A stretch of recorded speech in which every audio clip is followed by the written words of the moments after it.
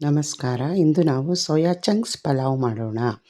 ಮೊದಲಿಗೆ ಸೋಯಾವನ್ನು ಬಿಸಿ ನೀರಿನಲ್ಲಿ ಹಾಕಿ ತೆಗೆದಿಟ್ಟುಕೊಳ್ಳೋಣ. ನಂತರ ಇಷ್ಟೆಲ್ಲ ಸಾಮಗ್ರಿಗಳನ್ನು ಉಪಯೋಗಿಸಿಕೊಂಡು ಪಲಾವ್ ಮಾಡೋಣ. ಮಿಕ್ಸಿ ಜಾರಿಗೆ ಹಸಿರುಮೆಣಸಿನ್ಕಾಯಿ, ಶುಂಠಿ, ಬೆಳ್ಳುಳ್ಳಿ, ಈರುಳ್ಳಿ, ಟೊಮೆಟೊ, ಕೊತ್ತಂಬರಿ ಸೊಪ್ಪು, ತೆಂಗಿನಕಾಯಿ ತುರಿ ಎಲ್ಲವನ್ನು ರುಬ್ಬಿಕೊಂಡು ಮಸಾಲೆ ರೆಡಿ ಮಾಡಿಕೊಂಡು ಕುಕ್ಕರನ್ನು ಬಿಸಿಗಿಟ್ಟು ಎಣ್ಣೆಯನ್ನು ಹಾಕಿ ಅದಕ್ಕೆ ಮಸಾಲ ಸಾಮಗ್ರಿಗಳನ್ನು ಹಾಕಿ ಈರುಳ್ಳಿಯನ್ನು ಫ್ರೈ ಮಾಡಿ, ನಂತರ ಕಾಳುಮೆಣಸಿನ ಪುಡಿ, ಇಂಗು, ಸ್ವಲ್ಪ ಸೋಂಪು, ಅರಿಶಿನ ಎಲ್ಲವನ್ನು ಹಾಕಿ ಫ್ರೈ ಆದ ನಂತರ ಪಲಾವ್ ಎಲೆಯನ್ನು ಹಾಕಿ ಅದನ್ನು ಫ್ರೈ ಮಾಡಿಕೊಂಡು ಹೆಚ್ಚಿಟ್ಟುಕೊಂಡ ಮೆಂತ್ಯ ಸೊಪ್ಪನ್ನು ಹಾಕಿ ಅದು ಫ್ರೈ ಆದ ನಂತರ ರುಬ್ಬಿಟ್ಟುಕೊಂಡ ಮಸಾಲೆಯನ್ನು ಹಾಕಿ ಅದನ್ನು ಫ್ರೈ ಮಾಡಿ ರುಚಿಗೆ ತಕ್ಕಷ್ಟು ಉಪ್ಪು, ಹೆಚ್ಚಿಟ್ಟುಕೊಂಡ ತರಕಾರಿಗಳು, ಸೋಯಾ, ತೊಳೆದ ಅಕ್ಕಿ ಮತ್ತು ಬಟಾಣಿ ಮತ್ತು ನೀರನ್ನು ಹಾಕಿ 1-2 ಸ್ಪೂನ್ ತುಪ್ಪವನ್ನು ಹಾಕಿ 2 ವಿಷಲ್ ಕೂಗಿಸಿಕೊಂಡರೆ ಪಲಾವ್ ಸವಿಯಲು ಸಿದ್ಧ.